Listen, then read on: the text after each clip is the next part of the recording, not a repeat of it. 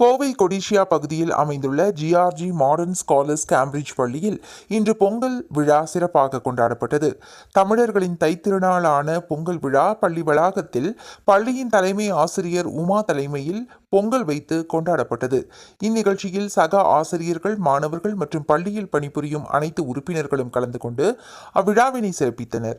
அதனைத் தொடர்ந்து கலை நிகழ்ச்சிகள் நடத்தப்பட்டன. அந்நிகழ்ச்சியில் பொங்கல் திருநாளின் முக்கியத்துவம் குறித்த நாடகம் அரங்கேறியது.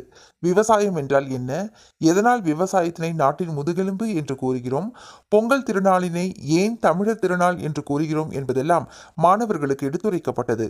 பின்பு நமது பாரம்பரிய கும்மி நடனத்தினை அழகாக மயில் போல ஆடி சூரியனை வரவேற்றனர் பள்ளி குழந்தைகள்.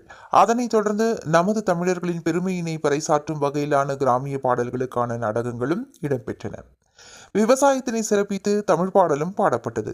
இறுதியாக மாணவர்களுக்கு கிராமிய மற்றும் தமிழர்களின் வீர விளையாட்டுகளான உரியடி, சைக்கிள் பந்தயம், கயிறு இழுத்தல் போன்றவைகள் நடைபெற்றன. அதில் வெற்றி பெற்ற மாணவர்களுக்கு சான்றிதழ்கள் மற்றும் இனிப்புகள் வழங்கப்பட்டன.